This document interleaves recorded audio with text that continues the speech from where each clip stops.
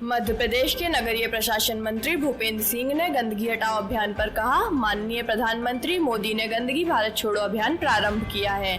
जिस अभियान के अंतर्गत एक विशेष अभियान पूरे देश में 16 अगस्त से लेकर 21 अगस्त तक चलाया गया था, जिसमें लगभग 37 लाख लोगों से सीधा संपर्क नगरीय निकाय के कर्मचारियों ने किया था।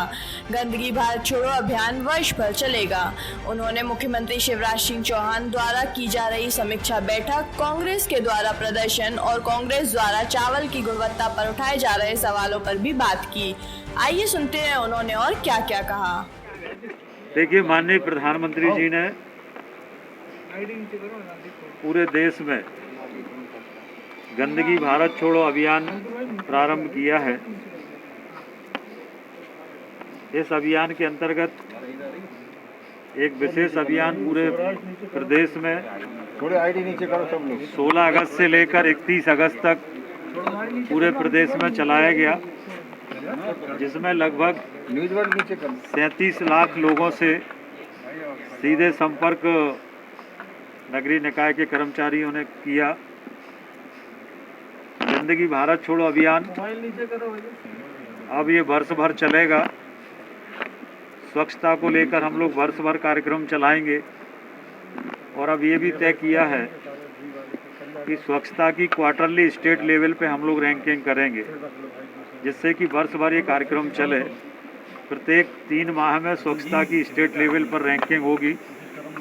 उसके रैंकिंग के आधार पर जानकारी देंगे आप लोगों को, और जहाँ पर अच्छा काम होगा उनको सम्मानित करने का काम भी हम लोग करेंगे। स्वच्छता को लेकर गंदगी भारत छोड़ो, इसको लेकर वर्ष भर अब पूरे प्रदेश में एक अभियान चलेगा।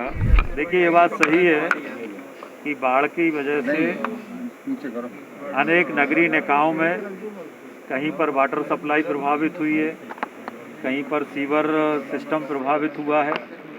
इसका पूरा आकलन नगरीय प्रशासन विभाग ने किया है। आज माननीय मुख्यमंत्री जी इसकी बैठक कर रहे हैं और उस बैठक में जो नगरों में नुकसान हुआ है, जो क्षति हुई है, वो पूरी जानकारी माननीय मुख्यमंत्री जी के समक्ष रखी जाएगी और उसके आधार पर मुख्यमंत्री जी द्वारा एक आवश्यक राशि उन स्थानीय निकायों के लिए जारी की जाएगी। देखिए, कांग्रेस है कहाँ जो प्रदर्शन करेगी। कांग्रेस किसानों के बीच में जा नहीं सकती, जनता के बीच में जा नहीं सकती।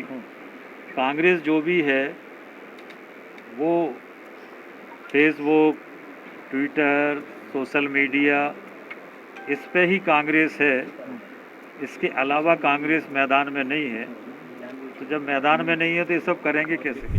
देखिए, केंद्रीय नेतृत्व समय समय पर राज्य में पार्टी के कार्यक्रमों की समीक्षा करता है।